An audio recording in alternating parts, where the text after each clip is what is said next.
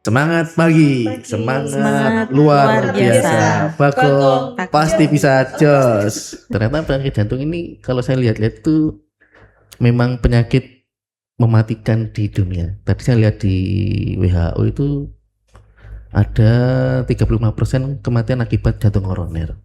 Harnani Puji Riswati, spesialis jantung paru VIH. Spesialis jantung pembuluh darah. Pembuluh darah. Tulisnya jantung pembuluh darah dari Wafa. Iya, dari Wafa Husada. Dari Wafa Husada ya. Ini teman-teman, kita kedatangan tamu lagi nih terkait dengan health talk dari Wafa juga. Beliau dokter spesialis jantung pembuluh darah, Dokter Harnani ya, dan didampingi oleh Bu Rini Minarsi. Nah, soalnya Dokter Harnani nggak berani sendiri ini. Perlu pendampingan. Nanti kita membahas terkait penyakit jantung. Nah, gitu ya. Nah, penyakit jantung, ternyata penyakit jantung ini kalau saya lihat-lihat itu memang penyakit mematikan di dunia. Tadi saya lihat di WHO itu ada 35% kematian akibat jantung koroner. Yang nomor 1 di dunia. Nah, ini kita yang secara umum aja penyakit jantung sudah bukan mewabah ya, penyakit yang sulit dihindari maksudnya dari kalangan masyarakat umum. Nah, sedangkan di kita saya sepil aja sedikit ya, penyakit jantung yang pernah terjadi di PT Bagong dulu dok ya, itu ada salah satu set kita itu selama saya di sini maksudnya ya, ada yang meninggal atau PAK. Itu karena jantung koroner atau henti jantung juga. Henti jantung akhirnya meninggal dok. Nah, nanti kita sepil, kita bahas, kita diskusi, dan nanti teman-teman bisa langsung mengajukan pertanyaan atau diskusi dengan Dokter Harnani Puji Riswati secara langsung. Nah, nanti terkait dengan temuan jantungnya, dari EKG-nya, kenapa harus treadmill, kenapa harus EKG, kenapa harus MCU-nya, harus disuruh gini. Nah, nanti akan dijelaskan oleh beliau, Dokter Harnani Puji Riswati. Dokter, sebelum memulai materi, kalau boleh tahu dokter dulu pendidikan awalnya itu kenapa kok ngambil spesialis jantung, gak ngambil spesialis saraf, spesialis kecantikan, nah spesialis penyakit dalam, nah itu kenapa dok? Ya, terima kasih. Assalamualaikum warahmatullahi wabarakatuh. Waalaikumsalam. Perkenalan dulu, saya Dr. Harnani Puji Riswati, spesialis jantung dan pembuluh darah dari Rumah Sakit Wafa Husada. Saya dulu lulus dari Universitas Brawijaya, pendidikan spesialis juga di Universitas Brawijaya Malang. Nah, alasan kenapa harus ambil jantung ya, yang pasti kenapa kardio? Kenapa ya jantung atau kardio gitu? Karena memang kardio ini unik ya Mas. Jadi dia itu ilmunya dalam, tapi dia juga mengurusi sehari-hari. Jadi mulai dari bayi, mulai dari kandungan, pembentukan organ jantung sendiri, kemudian pada saat dia pembentukan di ibu, di kehamilan ibu, kemudian bayi lahir, dewasa hingga tua, dia tetap harus diperhatikan. Jadi mulai manusia pembentukan sampai beliau meninggal, itu jantung merupakan salah satu organ yang utama, vital. Nah, jadi itu terutama kemudian semakin tahun ilmu pengetahuan tuh berkembang semakin pesat. Nah, salah satu ilmu pengetahuan yang perkembangannya, ilmunya, teknologinya berkembang lebih pesat jauh, itu salah satunya adalah jantung. Jadi mulai dari pencegahannya kita sudah bisa memeriksa di tingkat pembuluh darah yang lebih kecil-kecil, kemudian untuk pengobatannya melalui alat ataupun teknologi yang sekarang jauh lebih berkembang.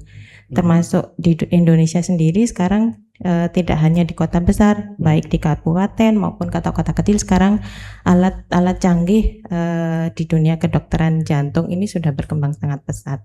Jadi itu dia mengurusi ilmu kita sehari-hari dan perkembangannya sangat pesat. Jadi itu yang membuat menarik. Ketertarikan ke jantung. Saya pikir saya harus, kenapa saya milih jantung? Saya ingin menyelamatkan nyawa orang. Saya pikir kayak gitu dok dulu. Soalnya kenapa saya berpikir seperti itu dok ya? Dulu saya ngambil gadar juga di UB dok. Yang dipelajari ya memang ya seputar jantung, tapi selalu ke BHD-nya. Bantuan hidup dasar. Nah, saya pikir dokter itu saya ingin masuk ke bantuan hidup dasar atau memberikan pertolongan terkait dengan jantung. Nah, itu ya dok ya. Nah, ini dok, saya lihat-lihat di materinya dokter ini terkait jantung koroner. Jantung koroner itu, memangnya penyakit jantung itu ada apa aja sih dok? Ada jantung koroner, ada aritmia, terus ada RPV lah. Tapi di sini kok jenengan kenapa fokusnya ke koroner? Ada cardiac arrest lah. Apakah itu sama atau berkesinambungan? Ya. Ya. Pertanyaannya menarik sekali ya. Jadi ini sebenarnya penyakit jantung itu bermacam-macam ya. Karena organnya sendiri itu bagian maupun strukturnya itu sangat kompleks. Ada yang ototnya yang sakit. Kemudian ada juga pembuluh darah yang ngasih makan. Nah, misalnya penyakit jantung koroner itu nanti kita yang dibahas adalah pembuluh darah yang ngasih makan ke otot jantungnya itu. Nutrisinya, oksigennya, makanannya, seperti itu. Kemudian ada penyakit jantung katup. Nah, itu biasanya terjadi pada usia-usia muda. Ketemunya ya penyakit katup misalkan. Piscus pidalis. Pidalis itu berarti malah cenderung ke usia muda. Ya, jadi biasanya itu penyakitnya biasanya bisa jadi karena penyakit jantung rematik.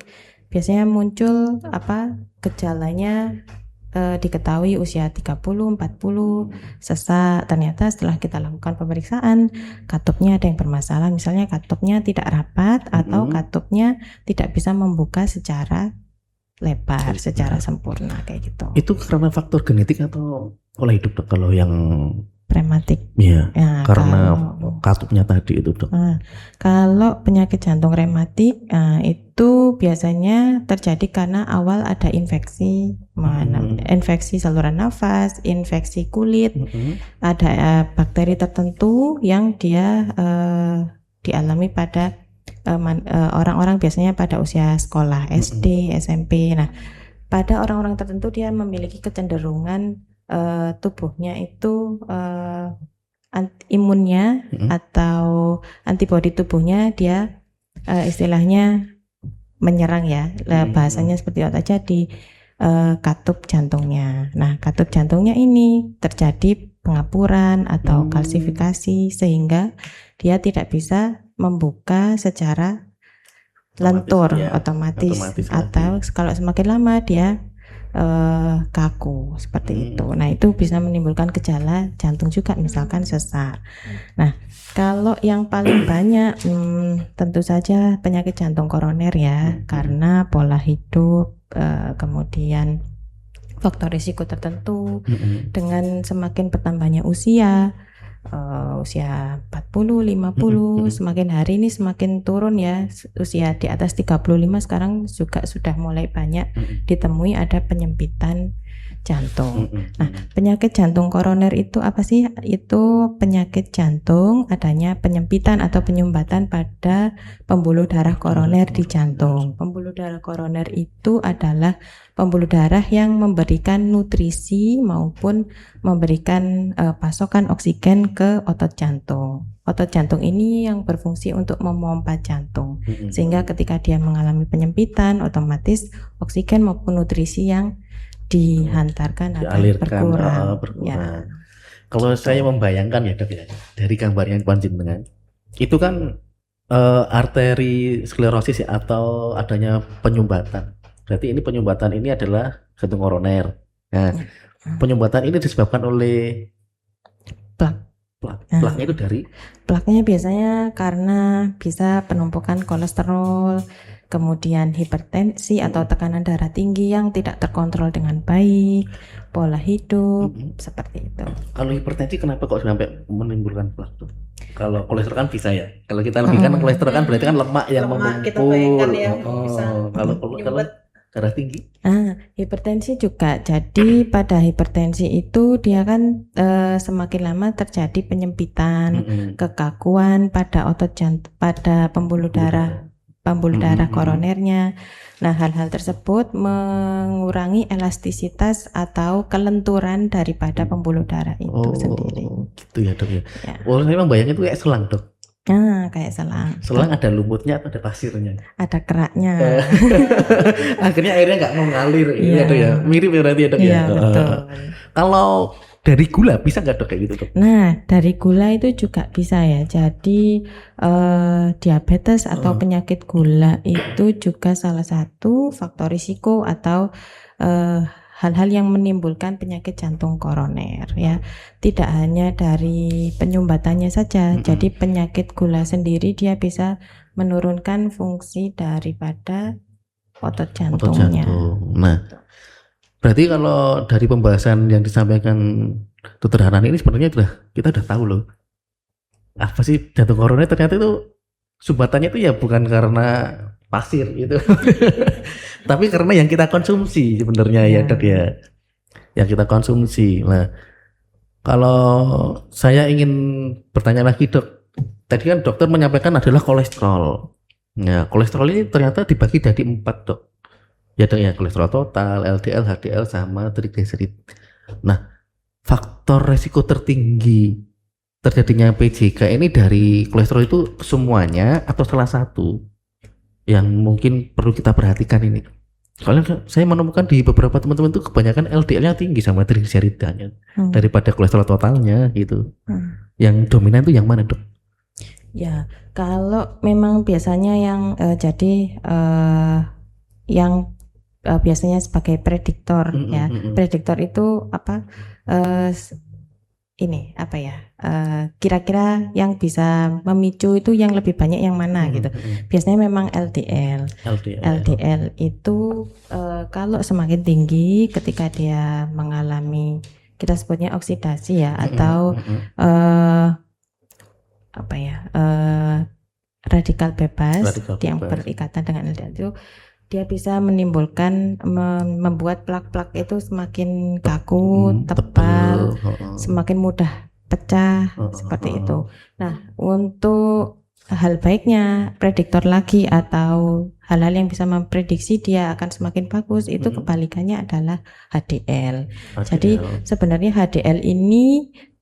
LDL dan HDL ini tidak hanya dari makanan ya. Jadi yang biasanya kita percaya bahwa hanya dengan makanan, kok saya sudah makannya pantangnya itu kencang banget dok, saya sudah nggak makan minyak, nggak makan tepung, nggak makan mie instan, tapi kok saya cek LDL saya tetap tinggi, turun tapi kok nggak signifikan, hanya sedikit-sedikit, terus sudah minum obat-obatan seperti statin. Jadi beberapa lemak ini metabolismenya, pencernaannya itu tidak hanya memang dari makanan, karena dia diproduksi juga dari dalam tubuh. Nah, ada beberapa hal yang mempengaruhi, misalkan olahraga.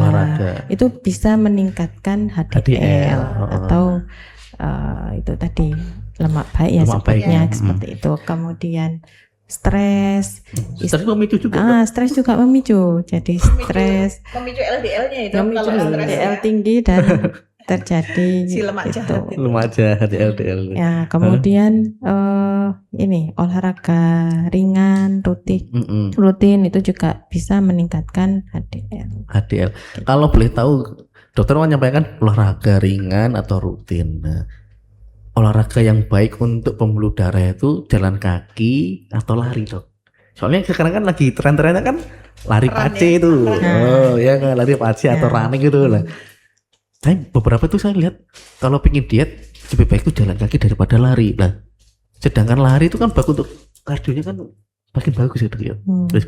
Bagusnya yang mana dok untuk mempertahankan supaya arterinya bagus, venanya bagus, tanpa ada plak, itu sebaiknya lari apa jalan, Dok?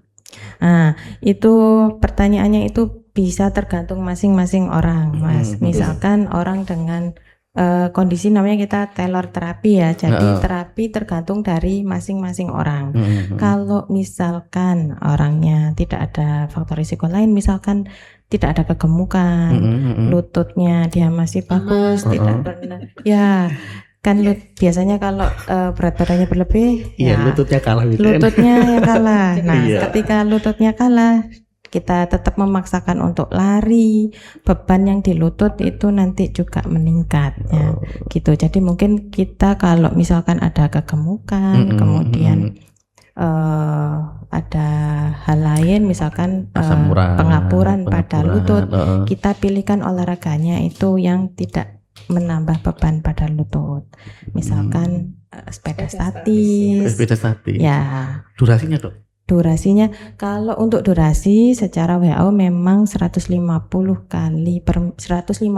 menit per minggu. Untuk sepeda statis 5 kali ya. Atau untuk olahraga umum? Jalan atau statis. jogging. 150 menit gitu.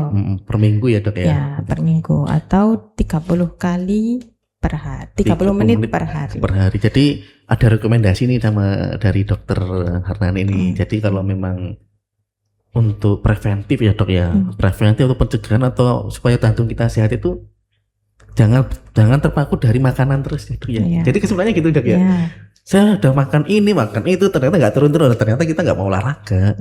Nah, sudah minum obat, ya kan? Nggak boleh mager. Nggak boleh mager.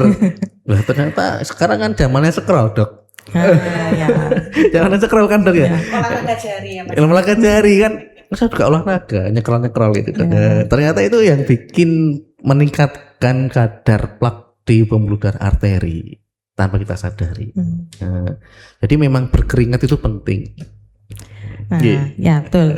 Terus tadi ada pertanyaan lagi ya, angkat beban gimana, Dok? Nah, angkat beban ini akhir-akhir ini digencar-gencarkan juga ya, tetap bagus. Itu juga selain kardio kan tadi kalau untuk jalan dan lari itu kan lebih ke arah kardio ya yang dilatih. Tapi kita juga jangan lupa semakin bertambah usia otot kita juga semakin turun. Nah, angkat beban mungkin bisa dimulai dari latihan itu yang karena kecil. Apa ya? Semakin kita tua otot-otot besar kita, otot paha, otot badan itu juga harus dikuatkan gitu. Soalnya gini, Dok, kan diri kita itu di teman-teman kami itu kan usia itu ada yang 45 tahun ke atas juga. Nah, berarti kan ternyata dokter tadi menyampaikan usia ini nggak perlu harus olahraga berat. Nah, berarti kan harus hadir ringan kan boleh. Rokok juga mempengaruhi nggak, Dok? Itu sangat mempengaruhi ya. Rokok, kemudian ini jangan lupa begadang. Mungkin kalau yang shift ya, jadi mungkin shift malam, ya mau nggak mau, paling nggak tetap haknya tubuh kita itu harus tetap diberikan. Besoknya paling nggak harus tidur tetap berkualitas, tidur pules kayak gitu. Nah ini, Dok, kalau saya jenengan menyampaikan terkait tidur pules, tidur tetap, mungkin biar disampaikan sama teman-teman bahwa tidur yang baik untuk menjaga kesehatan jantung bagi perokok aktif, nggak mau olahraga, itu bagaimana, Dok? Apa kadang orang-orang itu sudah perokok, nggak mau olahraga, sulit tidur. Akhirnya LDL-nya sulit turun juga kan, Dok ya. LDL-nya turun, triglyceridnya itu juga sulit turun, HDL-nya rendah gitu loh, Dok. Nah, itu mungkin untuk mengubah habit merokok kan sulit, Dok. Nggak langsung berhenti besok berhenti, nggak mungkin kan kayak gitu kan, nggak bisa kayak gitu. Harus bertahap. Kalau suruh olahraga, ya tadi tuh Puri ini ngomong mager, mager. Mungkin kalau dari pola tidur, Dok. Pola tidur itu yang diambil dari siangnya atau malamnya, durasinya berapa jam, atau orangnya itu saya nggak bisa tidur setiap 2 jam sekali saya bangun. Apakah itu udah nggak berkualitas, Dok? Kalau dari segi nanti menjaga kesehatan jantungnya, Dok. Ya, jadi sebenarnya memang yang baik itu tidur malam hari ya, malam Mas. Hari. itu sudah ada di kitab ya, kitab juga bahwa jadikanlah malam itu untuk istirahat dan siang untuk bekerja, mencari rezeki gitu. Cuman kan kita enggak bisa, misalkan kita dokter jaga atau pegawai shift yang lain, perawat jaga, kan pasti ada shift malam. Ya mau nggak mau digantinya keesokan harinya. Tapi memang tidur malam itu dia paling bagus karena apa? Hormon-hormon tubuh kita itu memang, atau kita sebut irama sirkadian ya. Kita tuh memang, tubuh kita itu memang disetting bahwa untuk malam hari tidur. Ada beberapa hormon yang dia akan bekerja untuk meregenerasi atau memulihkan otot-otot kita, pembuluh darah kita lebih rileks, mood kita jadi lebih bagus itu ketika kita tidur di malam hari. Dengan durasi? Dengan durasi minimalnya 6-7 jam. 6-7 jam.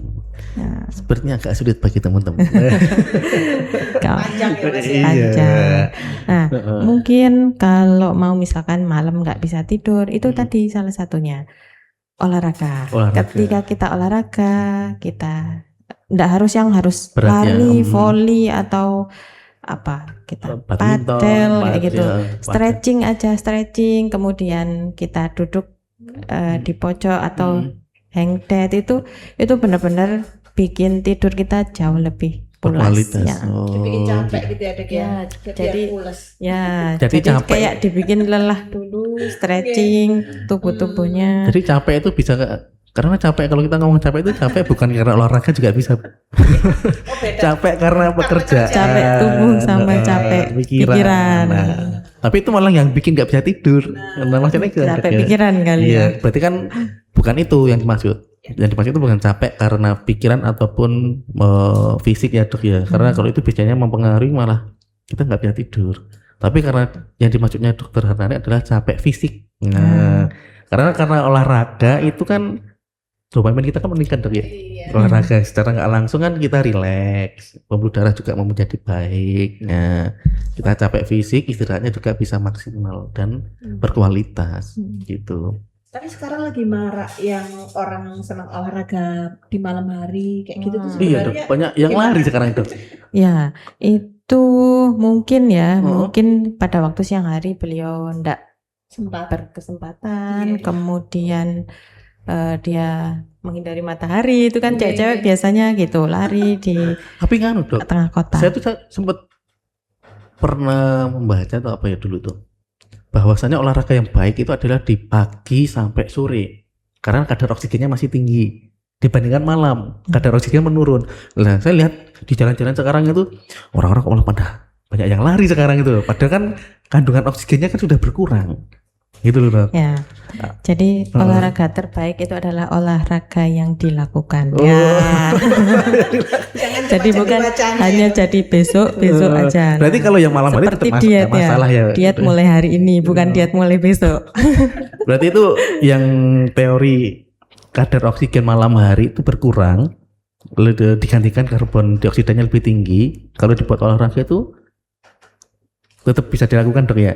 Nah, kalau misalkan memang kan kalau matahari mungkin kalau dari secara ilmu biologi kan kalau siang hari dia bisa menghasilkan oksigen lebih banyak gitu. Tapi ya tetap orang-orang di malam hari juga masih bisa bagus ya untuk nafas, asalkan dilakukan di luar ruangan. Di luar ruangan. Seperti itu kan. Iya benar dok. Dulu itu teman saya itu teman saya badminton malam hari meninggal. Teman saya juga perawat juga dulu meninggal waktu badminton malam hari. Itu salah satu PJK nggak dok itu kira-kira dok? Kalau tadi kan di awal tadi tanya ya, lupa tadi yang henti jantung. Nah, apa sih henti jantung apa sama henti jantung dengan PJK, serangan jantung? Mendadak. Ya, kalau penyakit jantung koroner tadi kan pembuluh darah jantungnya menyempit karena ada plak-plak atau ada plaknya itu menyumbat. Nah, plak yang menyumbat itu kalau dia terjadinya dia mendadak dan baru itu namanya serangan jantung. Jadi dia pembuluh plaknya itu tadi pecah, buntu terus pecah, nyumbat total di pembuluh darahnya itu namanya serangan jantung. Nah, serangan jantung. Nah, Mm. serangan jantung itu dia bisa memicu henti jantung. Cardiac Jadi arrest ya, Dok, ya. cardiac arrest Atau henti atau jantung. henti jantung. Jantung tidak mampu untuk Memompa. memompa, tidak mampu untuk melakukan tugasnya, itu namanya henti jantung. Nah, henti jantung tidak hanya diakibatkan oleh serangan jantung. Tadi ada beberapa penyakit, misalkan aritmia. Aritmia itu irama jantung yang tidak Teratur ya, Dok. teratur, bisa kurang, bisa lebih, atau irama jantung tambahan. Iya. Bisa menyebabkan henti jantung, bisa. Misalkan pada orang-orang tertentu dengan kelainan usia muda bisa juga henti jantung. Kalau biasanya ya, kalau kita lihatnya biasanya kalau usianya muda, biasanya kurang dari 35 atau 40 tahun, kemungkinan besar biasanya karena aritmia. Aritmia. Nah, itu yang bedanya berarti ya. Berarti kalau serangan jantung itu karena ada pembuluh darah yang rusak, jadi nggak bisa memompa lagi, Dok ya. Ya, pasokan oksigen dan nutrisinya Dok. tersumbat. Yang menarik itu gini, Dok. Biasanya kalau PCK itu ada tanda-tandanya, Dok ya. Angina pectoris kan, Dok ya, kalau Ya, ya. betul. Nyeri yang menjalar sampai dada, tembus ke belakang sampai ke punggung ya, Dok ya. Itu kalau PCK. Nah, masalahnya tadi itu kalau misalnya kita menemukan henti jantung tanpa adanya gejala, Dok. Tensinya bagus. Tensi bagus, berat badan bagus, tiba-tiba orangnya pingsan. Nah, dicurigai adanya henti jantung itu, Dok. Nah, itu apakah hubungannya dengan itu sama tadi, Dok? Ya, betul. Jadi sebenarnya pada penyakit jantung koroner itu kalau dia penyebabnya karena tadi plak-plak yang semakin lama semakin menumpuk, itu biasanya pasti ada gejala. Biasanya dia sering mungkin kalau pada wanita atau pada usia yang sepuh banget, tua banget, atau pada yang ada diabetes, itu gejalanya memang tidak terlalu khas. Kadang cuman dada saya itu rasanya kok nggak enak gitu, sering, tapi dipakai istirahat sudah enak. Kemudian atau gejalanya saya jalan itu kok agak capek ya, mudah lelah, capek gitu. Nah, itu dicurigai. Bisa jadi kita harus cek. Nah, ada beberapa pemeriksaan yang bisa dilakukan untuk mengetahui kira-kira ini arahnya kemana. Misalkan nyeri dada, biasanya nyerinya ringan, kurang dari 5 menit, dipakai istirahat, sudah enak. Tapi dipakai kerja lagi, kadang dia balik lagi. Kambuh lagi. Ya, ada beberapa pemeriksaan yang bisa dilakukan. Salah satunya apa Dok, selain EKG? Kalau EKG ternyata normal itu. Kan biasanya kan EKG itu kan hanya sesaat, untuk sesaat ya, Dok ya. Kadang nyerinya di rumah, nyampe IGD sudah normal. Itu sering terjadi, Dok. Betul. Dan saya sudah ngobrol sama Bu Rini sama Pak Sony itu. Gimana? Kenapa kok EKG-nya di sini kok serius bradikardi terus orang-orang ini gitu loh. Coba diulang itu normal, Dok. Nggak sampai 1 jam normal lagi. Iya, betul. Jadi kalau misalkan rekam jantung itu memang kondisi saat itu. Jadi termasuk aritmia itu memang agak sulit ya, karena dia munculnya itu dia pada saat kondisi tertentu. Kadang dia saat di rumah terus sebentar terus dibawa ke IGD sudah kembali lagi. Normal lagi. Nah, itu ada beberapa pemeriksaan namanya Holter ya. Baru ini Holter ini. Ya, lumayan lama sih, Mas. Lumayan lah. Ya, Holter itu semacam rekam jantung, tapi dia lebih lama. 24 jam. Aktivitas tuh diikutin, Mas. Jadi dipakein ke pasien tuh dibawa pulang. Jadi aktivitas harian beraktivitas seperti biasa. Misalnya aktivitasnya driver, ya dia tetap melakukan itu. Masih tetap boleh melakukan aktivitas walaupun pasang Holter itu? Boleh. Karena untuk mendeteksi itu munculnya pas kapan, saat tidur, bahkan saat ke kamar mandi dipakai terus. Itu mempengaruhi nggak, Dok, nanti? Maksudnya mempengaruhi apa? Aktivitas mereka kan dipasang. Enggak, jadi ya memang nggak mandi karena kan alatnya ditempel ya Bu ini ya. Kayak elektroda gitu. Kayak elektroda yang di ICU itu ya. Tapi bapaknya tetap jalan-jalan gitu mau. Terus monitoringnya, observasinya nanti bisa 24 jam, bisa 48 jam, alatnya dilepas, kita semacam flash disk gitu, ada chip ya, semacam chip baru kita baca. Jadi selama beberapa jam kita baca. Berarti selain apa namanya EKG, treadmill, echo dan lain-lain itu berarti yang Holter itu lebih disarankan kalau orang itu memang wah ternyata di treadmill ada temuan, nggak terima ini di Holter berarti. Ya kalau misalkan itu tadi yang terkait aritmia. Aritmia, tapi khusus aritmia aja ternyata ini. Ya. Kalau iskemik? Kalau iskemik kita itu tadi yang Mas sebutkan treadmill, treadmill, kemudian USG jantung atau echo itu untuk mendeteksi misalkan tadi ada katupnya yang bermasalah, fungsi pompa jantungnya itu kita periksa melalui echo. Gitu. Oh berarti kalau aritminya pakai Holter. Ya, tapi ternyata kalau aritmia tadi diulang di EKG bagus ya udah, nggak perlu diulang lagi berarti ya. Diulang ya. Misalkan ini temuan EKG pertama ini aritmia nih dok. Orangnya tuh merasa saya tuh sehat-sehat aja gitu loh, nggak ada gejala apapun.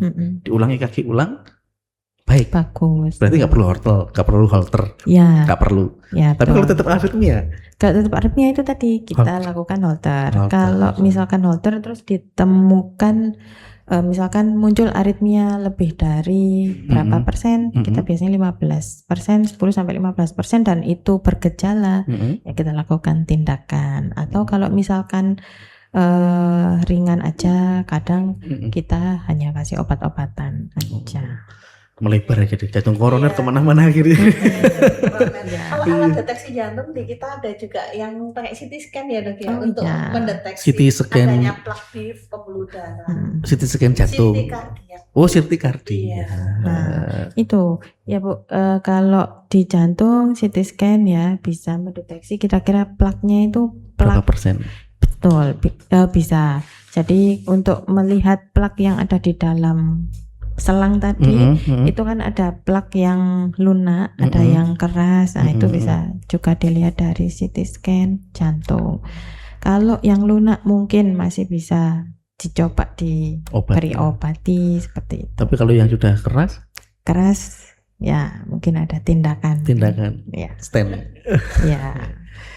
Terus ini kita lanjut dok, dari materi jenengan ini jenengan ngambil dari 2013 ya yang di Indonesia ya. Ternyata tinggi juga. Iya, dan semakin tinggi. Iya, dari 0,5 menjadi 1,5% dari 2013 sampai 2018. Berarti naiknya signifikan banget dok ya. Iya. Terus di Indonesia di tahun 2014 juga jantung ini penyebab kematian dan disabilitas. Nah, ini faktornya dok ya. Kematiannya ada 36% ya, sama kayak yang di WHO tadi atau nggak salah ya. Terus karena beban perekonomian. Ini beneran ini dok, beban perekonomian ini mempengaruhi faktor jantung juga ternyata. Ini prediktif. Jadi pada orang-orang penyakit jantung itu kan kadang kalau sudah benar-benar parah, beliau ini kan jadi untuk aktivitas sehari-hari atau untuk bekerja kan jadi lebih susah. Bahkan untuk kembali bekerja lagi kan jadi sulit ya. Nah itu yang jadi beban itu ke arah itu. Apalagi kebanyakan kan yang terkena kalau usia produktif adalah laki-laki. Kalau nanti tulang punggungnya yang terkena. Betul. Baru nanti kalau di atas usia mungkin 60, perempuan jauh lebih pesat perkembangan terkenanya. Kenapa dok kalau perempuan lebih resiko jantungnya lebih tinggi daripada laki-laki dok? Padahal laki-laki yang merokok dok. Ya itu tadi ya. Jadi ada faktor risiko yang bisa diperbarui ya atau diubah. Ada faktor risiko yang bisa dirubah atau faktor risiko yang tidak bisa dirubah. Yang bisa dirubah itu tadi kayak pola gerak, kemudian pola makan, pola stres, istirahat begadang. Tapi kalau yang nggak bisa diperbaharui itu seperti gender. Gender. Nah, laki-laki dan perempuan pada usia yang produktif itu biasanya memang laki-laki lebih terkena itu. Dan perempuan ditengarai karena proteksi dari ada hormon ya namanya estrogen ya. Apa karena masa-masa menopause itu? Ya betul. Jadi berarti perempuan estrogen itu berarti di usia berapa ya menopause itu? Menopause bisa di 50-an, tergantung dari ininya ya Mas ya. Ada yang masih di 45 udah menopause, ada yang 50 lebih ya, range-nya 45 sampai Berarti wanita itu ada resiko di usia segitu. Iya, betul. Jadi dia akan semakin meningkat ditengarai seperti itu. Estrogennya dok ya yang Iya. mempengaruhi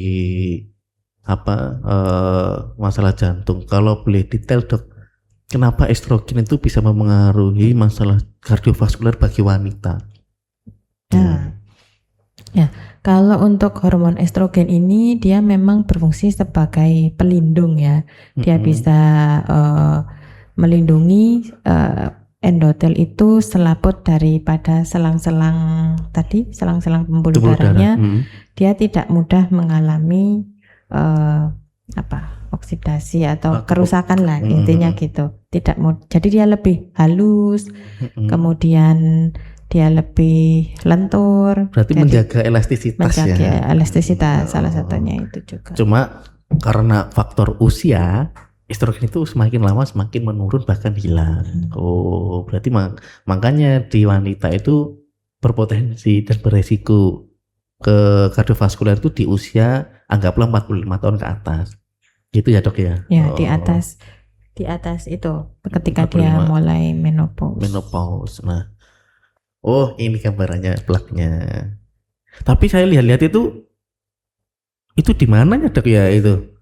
Saya bukannya itu kan pembuluh darah dok ya? Ternyata itu ada lapisannya lagi dok. Iya. Di sampingnya. Bukan jadi itu lemak, bukan di tengah-tengahnya. Jadi kalau gambar yang di kiri itu kan itu lemak visceral ya. Tapi sebenarnya yang kita omongkan tadi yang di dalamnya kanan, itu ada dua. Di dalam selangnya. Di dalam selangnya. Lah ini kan ada dua versi nih dok. Bedanya apa ya dok ini dok? Visceral sama yang di dalamnya. Nah, lemak visceral itu ya dia itu yang tadi prediktor bahwa misalkan biasanya kita ukur lingkar perut. Nah, itu hubungannya sama pembuluh darah. Lemak-lemak juga di pembuluh darah karena kan kita pakai pemeriksaan yang biasanya terjangkau. Iya, terjangkau. Itu terjangkau. Jadi mengukur lemak lingkar perut aja kan itu sudah murah, terus kelihatan dari luar, nggak perlu hal-hal yang invasif atau penunjang lainnya, maksudnya gitu dok ya. Gitu, iya. Berarti BMI ini dok. BMI, tapi lebih ini lingkar perut. Lebih ke lingkar perutnya. Lebih ke lingkar perut. Kenapa dok? Kenapa kita lebih fokus ke BMI? Lebih ke lingkar perut daripada BMI? Ya, karena kalau BMI itu kan bisa jadi kalau BMI itu kan perbandingan antara tinggi badan dibandingkan berat badan kuadrat. Tapi sama-sama besar badannya. Ya. Tapi ada juga itu bahasanya obesitas. Saya tuh sering menemukan orang itu obesitas sentral. Tapi nggak buncit. Rata gitu. Ya, itu menurut penelitian ya obesitas sentral itu yang lebih berisiko untuk terjadinya penyakit jantung koroner. Makanya kenapa lingkar perut lebih diprioritaskan karena dia itu visceral. Fatnya kan numpuknya di situ. Lemak dalam. Bukan lemak subkutan. Lemak di bawah kulit ya. Lemak subkutan itu lemak di bawah. Lemak visceral atau fatnya itu ya. Jadi itu yang menjadi faktor resiko jantung koroner juga ternyata. Selain kalau BMI memang kalau obesitas itu ya, kalau overweight kan masih resiko rendah dok ya, sedang lakukan. Tapi kalau obesitas itu memang resikonya tinggi dok ya. Ya, kalau obesitas pasti sudah lebih dari overweight ya. 30 ke atas kan udah obesitas itu 30. Betul. Tapi lemaknya itu makanya tadi itu saya sampaikan lingkar perutnya itu ada yang rata, ada juga yang memang buncit gitu dok. Gitu. Jadi menarik ini dok untuk yang menambah wawasan sih bagi teman-teman juga ya. Karena selain BMI ada lingkar perut yang harus diperhatikan. Jadi mari wujudkan Indonesia Sehat, six pack 2027 ya. Kayaknya kalau six pack itu sulit deh. Sulit ya. Bisa lah. Sekarang tuh soalnya banyak gula dan tepung kan dok. Sekarang makanan iya. itu makanan sekarang tuh nggak kayak dulu. Kayak dulu kan dibungkus daun pisang. Sekarang kan dibungkus apa plastik. Itu. Terus ini dok. Selain tadi kan dokter menyampaikan itu kan ada jalan kaki, lari. Nah, kalau misalkan preventifnya itu apa? Kalau di kami itu saya itu ada ini program untuk preventif tuh untuk kategori high risk. High risk untuk kardiovaskuler. Tapi saya menghitungnya menggunakan Framingham score sama JAK-FAST. Nah, tapi untuk yang saya mapping itu dok ya, saya mapping itu ada beberapa orang tuh saya tekankan untuk melakukan treadmill. Lah, treadmill itu ada yang seminggu sekali dengan durasi 30 menit atau 45 menit. Ada yang nggak rutin, ada yang rutin. Itu nanti kira-kira bisa menurunkan apa resikonya nggak dok ke jantung? Kalau kita menggunakan JAK-FAST ataupun Framingham. Itu tadi sebenarnya bukan ini ya, tapi konsistensinya itu. Konsisten. Jadi kalaupun misalkan mungkin dia berarti cuman melakukannya seminggu sekali. Ada yang seminggu sekali, ada yang rutin banget. Itu kan kalau di sini, kalau di rumah beliau apa? Ya enggak kan, di sana kan ada mes. Di mes gitu. Ya. Itu gimana dok? Mungkin bisa diberikan edukasi. Kalau memang itu penting, apakah itu nanti bisa mempengaruhi kesehatan jantungnya, atau karena orangnya itu punya riwayat hipertensi, apakah harus rutin seperti itu, atau yaudah tensi saya udah bagus, kok saya nggak perlu lari lagi, nggak perlu treatment lagi, atau gimana dok? Ya, jadi memang yang utama itu tadi konsistensi. Jadi konsistensi itu ya memang harus rutin. Istiqomah dok ya. Ya, harus rutin. Ya, jadi tidak bisa dirapel saya seminggu sekali, satu kali. Ya, walaupun itu lebih baik daripada tidak ya. Tapi memang yang terbaik itu. Jadi kalau rutin, bisa rutin. Durasinya walaupun nggak sampai 30 menit nggak apa-apa. Ya, yang penting tambah lagi. Yang penting apa? Menjaga elastisitas pembuluh darah ya berarti kayak gitu ya dok ya. Terus itu tadi kalau olahraga mungkin kan sekarang banyak ya yang FOMO sudah olahraga kayak gitu. Tapi itu tadi jangan lupa ternyata sudah nggak makan gula, nggak makan itu, tapi dari medical check up-nya yang ada di dalam sendiri itu dia tidak lakukan. Ternyata mungkin ukur tekanan darahnya, ukur berat badannya, kita kadang nggak worry ya, maksudnya ternyata setelah beberapa tahun berat badan kita itu ternyata berlebih. Gitu. Nambah nggak terasa gitu ya, nambah nggak terasa karena nggak ada keluhan apa-apa. Jadi nyindir saya ini dok. Jadi nyindir kita sendiri ya. saya juga merasa itu berat badannya juga nambah ya, gitu. Jadi dimulai dari yang simple aja gitu. Ternyata berat dari itu tadi lingkar perut kan mudah banget tuh. Nah, 80, laki-laki 90. Tapi sulit dok nurunin lingkar perut itu sulit dok. Betul. Dan karena itu hubungannya sama stres juga. Begadang, stres kayak gitu. Terus ukur berat badan. Kalau tinggi badan kan ya sudah nggak mungkin naik lagi. Iya, berat badan tuh sewaktu-waktu naik turun itu. Banyak naiknya ini kalau sekarang ya, itu. Jadi hanya dari hal-hal sederhana itu sebenarnya kita bisa lakukan. Dan ukur tekanan darah. Ya. Kalau saya lihat itu ini apa namanya? Di usia muda ini kita jarang karena mungkin bapakku aja atau ibuku aja yang ukur tekanan darah karena usianya kan sudah segitu. Tapi ternyata kita usia 30 itu juga ada yang range-nya 140, 150 naik ya dok ya. Itu iya betul. Itu gini, saya nggak mau minum obat lah. Memang kalau awal memang kita nggak buru-buru ngasih obat.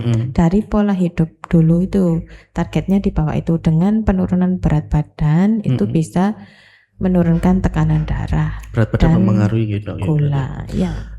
Kalau saya ngetes orang-orang itu dok, ya biasanya tuh masih muda itu dok. Jadi ada yang 160, ada yang 150/100 lebih itu diastolnya lah. Ya.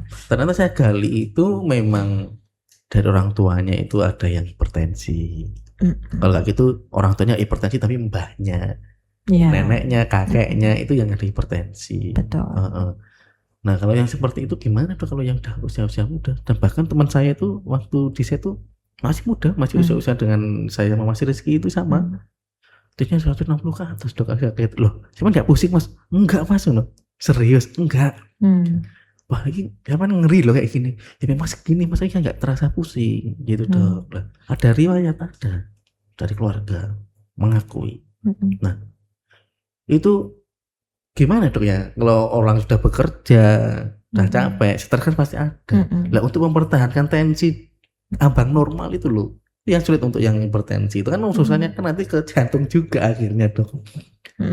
Ya jadi memang itu kalau tidak bisa dengan modifikasi gaya hidup ya mau nggak mau memang harus obat, dengan bantuan obat. Bisa putus itu dok, obat itu bisa putus nggak sih dok untuk yang hipertensi kronis dok? Kalau untuk obat biasanya kita pantau Mas. Kalau misalkan ini kita paling kecilkan dosisnya. Tapi ya itu tadi memang pola hidup itu dominan ya. Gitu. Kalau memang ada riwayat biasanya maksudnya riwayat itu ini keturunan ya tadi ya. Keturunan itu biasanya memang agak sulit karena harus minum obat. Kenapa sih kok seperti itu? Karena kalau dibiarkan lama-lama tekanannya tinggi, otot jantungnya itu bisa menebal. Nah, kalau menebal semakin lama biasanya akan muncul gejala. Oh gitu.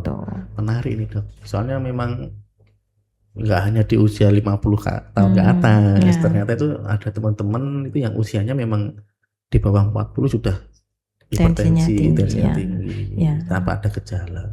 Karena kan kalau ngomong tensi kan pasti hubungannya dengan jantung, silent killer juga dok ya dok ya. Karena nggak ada gejalanya itu ya. Nggak ada gejalanya. Tiba-tiba sudah lama. Kadang tuh ada beranggapan kalau sudah semakin bertambah usia ya otomatis kadang tensinya nggak tinggi gitu dok. Ada yang bilang ya wajar kalau sudah umur segitu ya memang tensinya nggak tinggi. Itu sebenarnya gimana ya dok? Itu ya. Itu persepsi orang awam. Betul. Wajar lah tensiku segini kok, usiaku segini gitu dok. Nah itu jadi dengan bertambahnya usia itu berarti sebenarnya itu target tensinya itu tetap sama. Jadi di bawah 140. Kalau dia semakin tinggi usia ada tekanan darahnya naik ya berarti memang dia ada hipertensi dan itu ya tetap harus kita lakukan tindakan.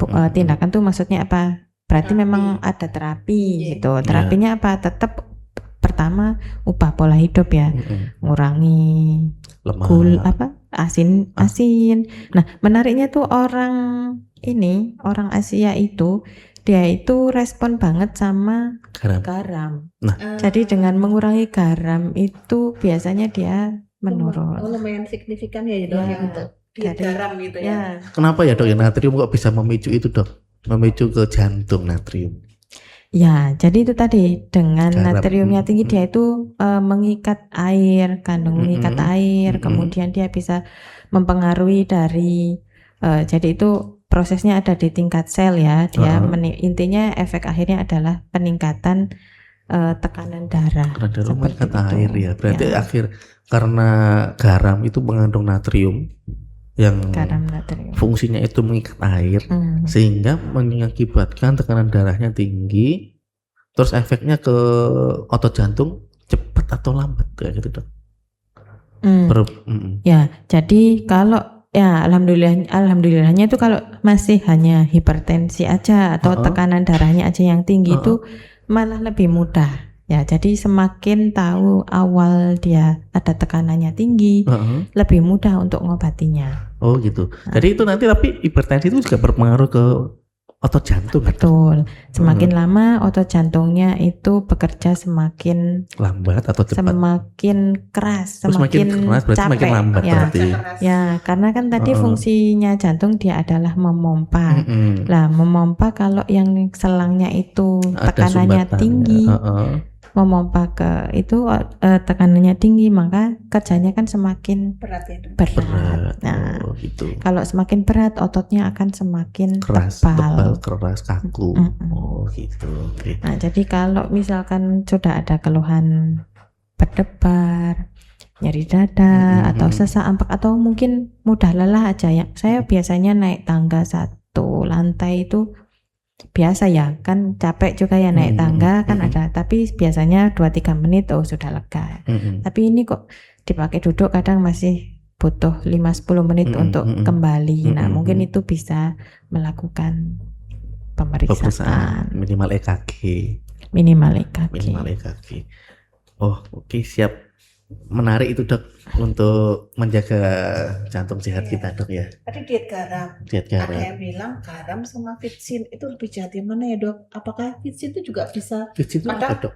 ya kayak orang mungkin kayak sekarang Royco, Mas Oh, Rako, alah. gitu-gitu loh Mas. Jadi kan kadang masa gak oke garam tapi pakai yang itu. Kalau kayak gitu gimana, Dok? Apa bumbu penyedap? Bumbu Iya, penyedap itu penyedap. mononatrium, malah sodium mononatrium glutamat ya. Iya. Ya. Nah, kalau itu saya pernah ini ya, kalau garam itu lebih ekstrim ya untuk peningkatan tekanan darah sendiri. Walaupun sebenarnya diet yang bagus itu ya memang yang real food ya, mungkin cita rasanya itu dari yang alami, rempah-rempah. Berarti rebusan, Dok ya. Rebusan semua berarti akhirnya. Enggak, masanya itu Bumbunya mungkin maksudnya, Mas ya Ferry. bumbunya maksudnya Bumbunya. tidak harus direbus memang. Kalau pepes kan masih ada cita rasanya. Oh iya. Kemudian mengganti minyak-minyaknya mungkin Minyak. gitu. Nah, ini saya kita kan tadi ngomong lingkar perut, saya membayangkan 2 gambar ini, Dok. Ngomong yang wanita yang ditimbang sama pria yang memegang burger. Memang ya lingkar perut itu mempengaruhi. Nah, ini gejala yang mungkin awam bagi teman-teman. Nah, kadang itu nyeri dadanya itu di satu titik menjalar, atau nyeri dada yang dianggap masuk angin. Nah, kalau kita membahas PJK, orang awam pasti menjawabnya itu bukan PJK, Dok. Masuk angin duduk. Oke, angin duduk Iya, ya. bener nggak, Dok? Sama nggak, Dok, kayak gitu? Biasanya Sama kan, kayak gitu, bapak kan? ibu itu ini nyebutnya kayak masuk angin. Iya, masuk angin terus ternyata terus orangnya dibilang jari gitu ya, meninggal. Ya. Infonya apa isunya? Kena masuk angin duduk gitu. Kena angin duduk. Kena angin duduk gitu ya, kena angin duduk. Itu bisa dijelaskan, Dok, karena nyerinya itu kok ini apa ini? Di satu titik atau di nyebar atau apa, ada rasa-rasa lain yang harus kita waspadai di awal, Dok, karena PJK bagi orang awam itu bukan PJK karena angin duduk. Ya, jadi memang biasanya keluhannya itu kan memang enggak ini ya, saya serangan jantung gitu kan, mungkin agak bingung ya, ini rasanya kayak gimana. Nah, biasanya itu kalau ada serangan jantung ya, ini yang terjadi serangan atau ya itu tadi penyakit jantung koroner yang serangan ya. Karena penyakit jantung koroner sendiri itu ada yang stabil. Tadi kan pembuluh darahnya memang nyempit, tapi dia belum menyempit total. Nah, ketika dia menyempitnya total dan mendadak, nah itu yang disebut serangan jantung. Nah, itu yang biasanya gejalanya itu agak ini dramatis ya, maksudnya ada keluhannya nyeri dada. Nah, biasanya nyeri dadanya itu yang seperti apa? Yang seperti tindih berat, nggak bisa ditunjuk. Pokoknya dadaku itu kayak ampek, kayak di apa ya? Ditimpa benda berat. Nah, itu di lokasi di mana, Dok? Dada biasanya itu kan kanan kiri. Biasanya di kiri atau ada juga yang di tengah. Tapi kanan itu enggak ya, Dok ya? Belum tentu juga. Kadang ada juga pada orang-orang yang ada diabetes, kemudian usianya udah 70-80, itu biasanya agak sulit untuk melokalisir karena gejalanya pun jadi enggak terlalu khas. Tapi biasanya khasnya itu gitu, di tengah, di kiri, kemudian biasanya ada penjalaran ke rahang, ke mulut, tembus punggung, nyebar dan biasanya disertai keringat dingin yang banyak ya, disertai gejala-gejala seperti mual, muntah, pingsan atau hampir pingsan. Nah, itu harus segera dibawa ke IGD untuk dilakukan pemeriksaan. Berarti itu adalah tanda-tanda jantung koroner. Ya, penyakit jantung koroner, serangan jantung, serangan jantung. Bukan angin duduk. Angin duduk. Bukan angin duduk. Terus juga pernah juga orangnya itu nggak ada gejala, tapi kakinya bengkak. Nah, apa itu namanya kalau di bengkak itu? Yang dipencet itu lupa itu. Udim. Ada piting udim dok. Tapi orang nggak ada gejala dok. Ternyata waktu di EKG besar. Iya, ada temuan. Ya betul. Jadi tadi kan bermacam-macam ya. Kalau penyakit jantung koroner yang biasanya yang nyeri dada, terus yang kita sebutkan barusan itu yang serangan jantung atau angin duduk. Angin duduk. Tapi kalau misalkan yang kakinya bengkak atau mudah lelah untuk aktivitas ngos-ngosan, tapi nggak nyeri dada, malam hari kadang batuk ringan-ringan, berkeringat, tidur sering kebangun. Nah, beberapa gejala itu dihubungkan dengan gagal jantung atau biasanya jantungnya terjadi pembesaran. Berarti tidak harus nyeri dada. Ada tanda-tanda kaki keduanya bengkak atau salah satu, keringat dingin di malam hari, sering terbangun, nafasnya ngos-ngosan, boleh langsung ke dokter spesialis jantung terdekat atau ke IGD.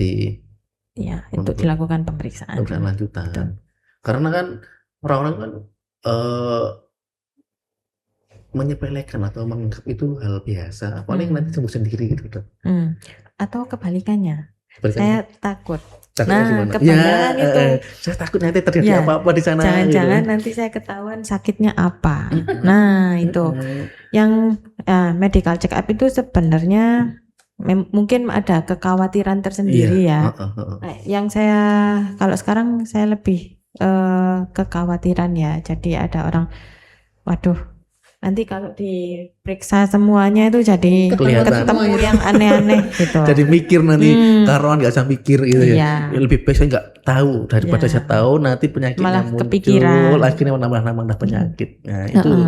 Nah padahal kalau diketahui lebih awal, tadi yang Masnya bilang mungkin hipertensi atau tekanan darah tinggi saja, itu sebenarnya kalau yang ringan banget kita pola hidupnya lebih baik, kita ubah benar-benar riset jadi yang bagus banget, itu tekanan darah tingginya bisa turun gitu.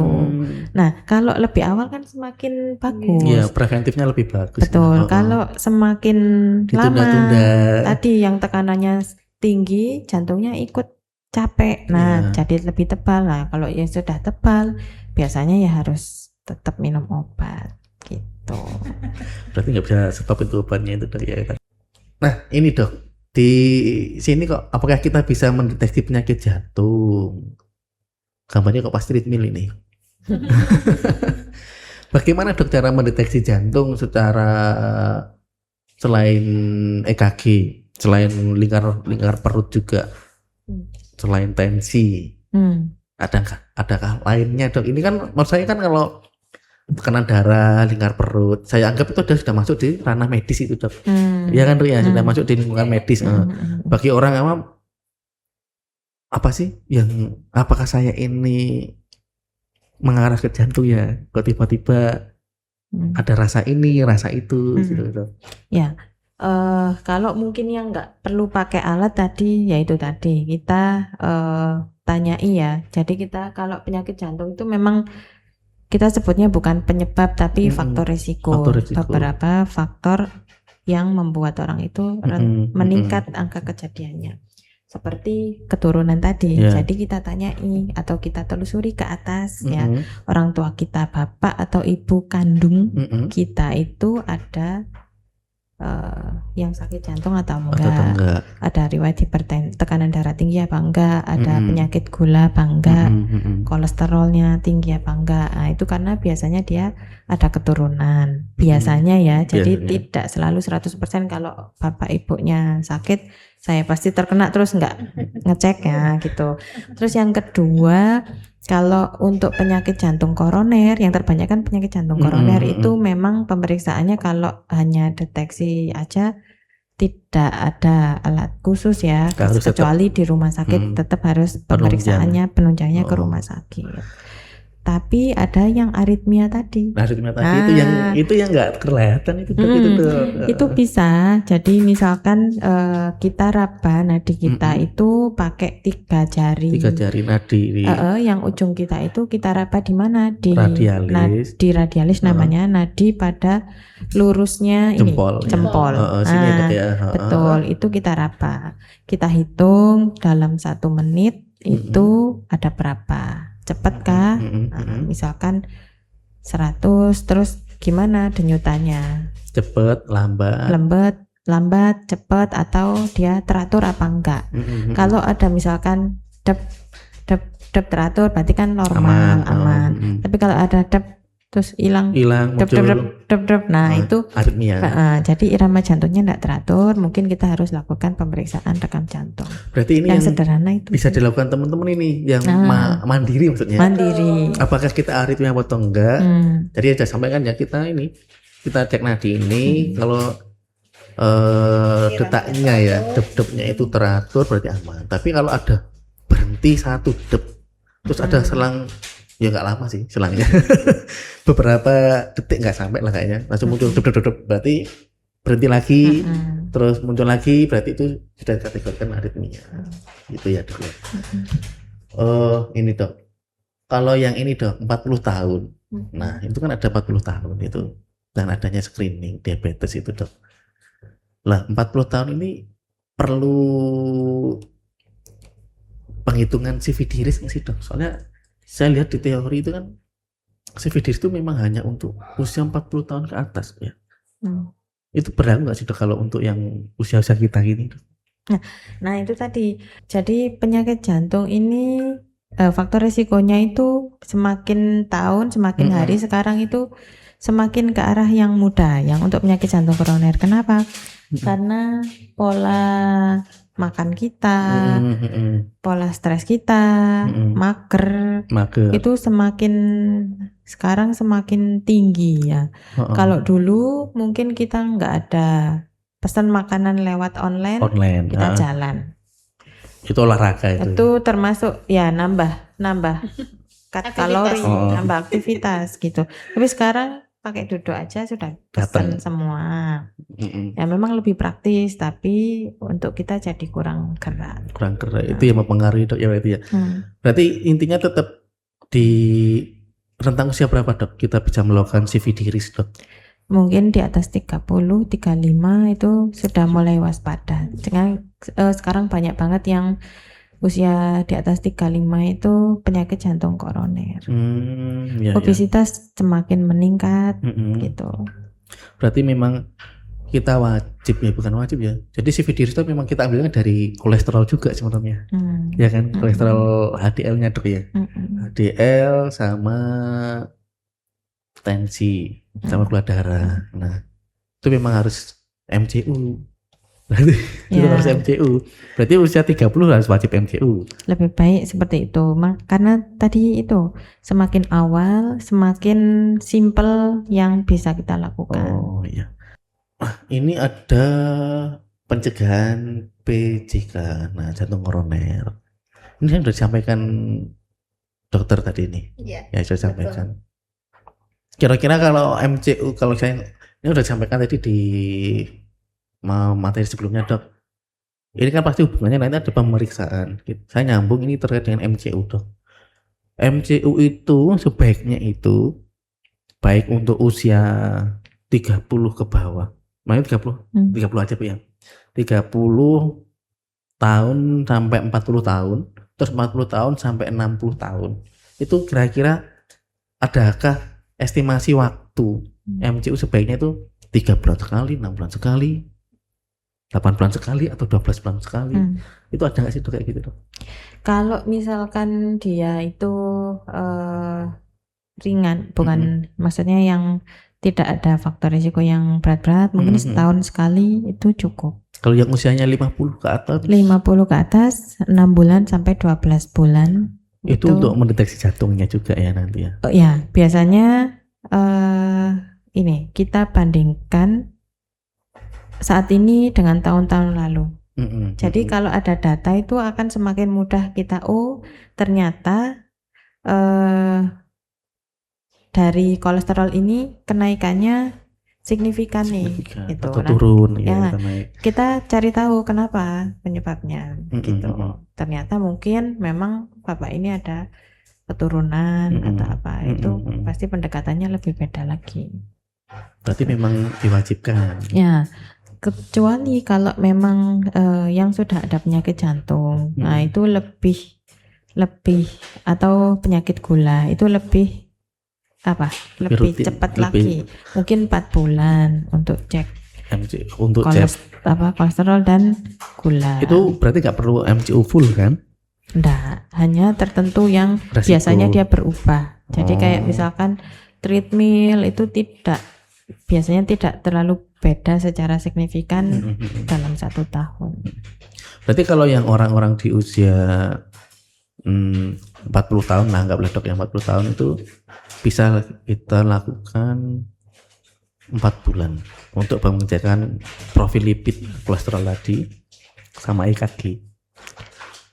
Kalau misalkan dia tadi ada misalkan sudah pernah pasang ring, itu ada yang faktor resiko lagi, resiko yang lebih berat lagi, yang lebih tinggi lagi itu mungkin 4 bulan itu. Kalau yang lain mungkin 1 tahun sekali, 6 bulan itu cukup. Berarti kita lihat dulu faktor resikonya juga ya. Ya. Ini kan teman kesini kayaknya saya pernah program patuh nih. Patuh itu kan sebenarnya untuk jantung koroner sama hipertensi kan sebenarnya Dok ya. Program patuh dari pemerintah itu. Iya, dari Kemenkes gitu ya. Nah, ini patuh ini dari pengawasan dari dokter spesialis langsung atau dari vaskes terdekat Dok, kalau boleh tahu? Ya. Kalau misalkan ini di mana, di daerah-daerah itu kan sekarang sudah banyak program ya. Itu maksud saya. Prolanis. Jadi di Posyandu Prolanis itu sudah ibu-ibu itu yang datang, yang ada beberapa yang dirujuk ke rumah sakit untuk pemeriksaan lanjutan, itu beliau-beliau ini sudah melakukan pemeriksaan di Prolanis. Ada ukur tekanan darah, setiap minggu sekali beliau juga melakukan senam. Berarti itu sudah apa itu namanya, sudah menjalankan standar ya Dok ya. Jadi kemudian selain senam, ibu-ibu ternyata itu mereka juga belajar loh. Jadi ada mungkin 15 menit sampai setengah jam mereka itu belajar tentang misalkan minggu ini dia tentang tekanan darah tinggi. Minggu depan dia belajar tentang efek samping obat, karena beberapa itu sudah ada beberapa yang banyak banget sekarang sudah aktif dan maju untuk mempelajari. Sadar ya Dok berarti? Ya, sudah mulai sadar, itu sudah di tingkat itu. Jadi tidak hanya di tingkat rumah sakit. Jadi sudah masuk ke program-program di vaskes, kelurahan, vaskes di 1, vaskes, Posyandu. Ya, betul. Dok, ini ada mitos ternyata. Mitosnya penyakit jantung. Nah, ini sering terjadi. Saya masih muda, saya tak perlu khawatir terkena serangan jantung. Ini memang real, memang sering terjadi, tapi faktanya memang banyak yang kena. Iya. Bahkan ada yang sudah bradikardi, sudah takikardi, RBB, LBB itu banyak yang kan kartu di sini kan ada baku itu ada rekrutmen itu Dok. Rekrutmen itu ada yang usianya masih 20 tahun, 22 tahun atau 25 tahun, masih di bawah 30. Kita MCU kan apa? Ya kan Dok? Yang Ibu ya. Ada teman orang ini masih muda loh, sudah ada ternyata itu loh. Nah itu memang Gimana dok ya? Apa dari badannya juga nggak obesitas, ya kan? Nggak obesitas, tensinya juga bagus, tapi rekam jantungnya Ada masalah. ada masalah. Ya betulnya itu tadi. Jadi jantung ini itu meliputi segala usia ya. Jadi tadi Iya dari bayi. sampai kita Oh iya. selesai itu penyakitnya bermacam-macam ya. Ketika bayi mungkin kita ada jantung bawaan ya Bu. Iya. Jadi sejak lahir penyakit jantung bawaan, ada yang sekatnya enggak utuh, ada yang ruang jantungnya terbalik, ada yang salah satu ruang jantungnya tidak tumbuh, macam-macam. Nah, usia muda naik lagi ya. Mungkin kalau usia muda tadi ada aritmia, kemudian ada penebalan jantung karena faktor tertentu ya. Jadi seperti itu, ada kelainan aritmia kebanyakan kalau usia 20-30-an.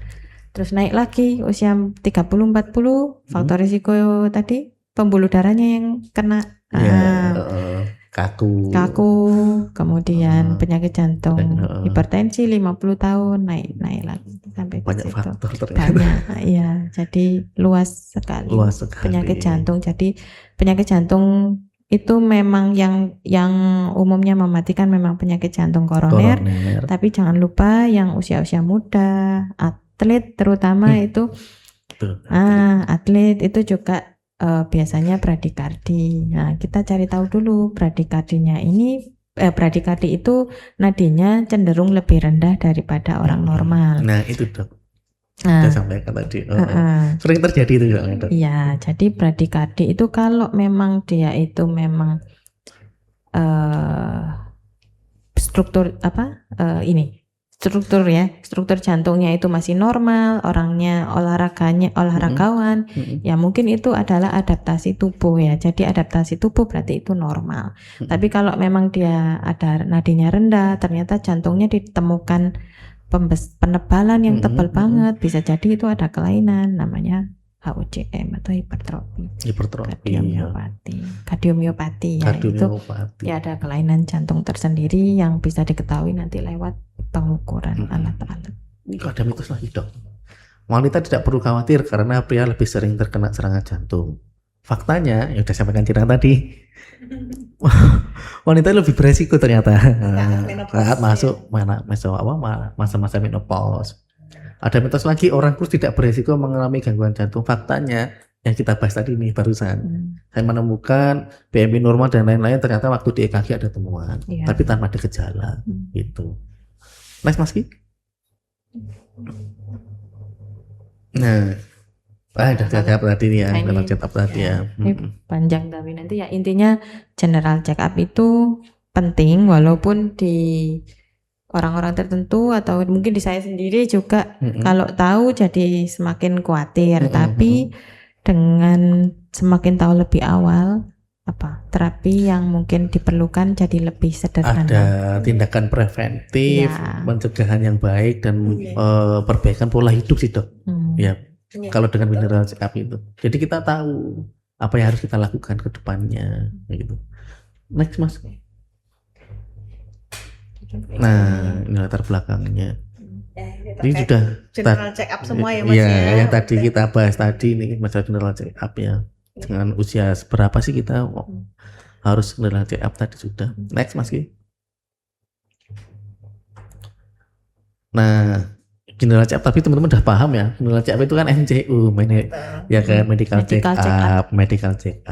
Nah, biar kita untuk mengetahui di dalam tubuh kita ini apakah ada masalah atau yang harus diperbaiki apa sih, kayak mesin itu kenapa nggak enak, berarti ada masalah di situ. Ya kan. Next Mas Ki. Nah, sama tadi ya yang sudah disampaikan. Ini tinggal medical check up aja ya dok ya, ya. Hanya tinggal medical check up. Saya ada satu pertanyaan saja dok. Kalau kita bangun tidur biasanya tuh badan tuh malah sakit dok, sini kayak gitu. Apakah itu pengaruh dari LDL yang nantinya akan berpengaruh ke jantung dok? Nah itu kalau nyeri-nyeri badan itu luas banget ya, jadi nyeri leher, nyeri Ya. badan itu sangat luas ya Bu. Luas ya. Ya, yang paling sederhana mungkin bisa jadi Salah posisi tidur. salah Posisi posisi tidur. tidur. Berarti tidak Atau- harus kolesterol kan? Ya, atau bantalnya terlalu pendek. Oh gitu ya. Ya, itu yang paling sederhana. Heeh. Tapi kalau misalkan hal itu sudah diperbaiki, Iya. ternyata kok masih ada keluhan, Mm-mm. ya mungkin kalau ini cek juga Cek. enggak apa-apa. Oh, gitu Karena LDL tinggi tidak hanya saat bangun ya, Heeh. mungkin ya sewaktu-waktu. ya. Sewaktu-waktu terus ngantuan gitu ya. Dok, ya? Ya. Ngantuan itu juga berarti pengaruh LDL. Ya, belum tentu juga ya. Belum tentu Masih juga. ya macam-macam. Oh.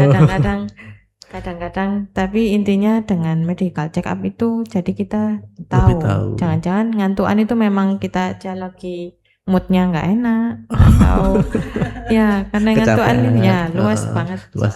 Berarti nggak bisa Nggak bisa. Jadi di tolak ukur. iya Ya. tolak ukur bahwa oh ini loh kolesterolmu tinggi nih, nggak bisa ini. Jadi Nggak kalau bisa. aduh leherku kok nggak enak ya beberapa hari ini ya. itu jangan-jangan kolesterol saya tinggi. Ya belum tentu Belum karena tentu. ya Berarti kan jangan langsung berpikiran negatif, wah jantung ini. Iya. Takutnya kan gitu gara-gara materi ini ngomongin kolesterol, LDL, wah LDL ku tinggi nih, jantung lagi nanti. Nggak harus ke situ. Ada pemeriksaan penunjang lainnya. ya. Next mas. Ya, jadi intinya enggak terlalu khawatir, Khawatir. tapi juga enggak terlalu menyepelekan. Nggak boleh menyepelekan, nggak boleh khawatir, dan nggak boleh takutnya. Ini EKG yang sering teman-teman lakukan ketika MCU. Nah, iya. Next Mas Ki.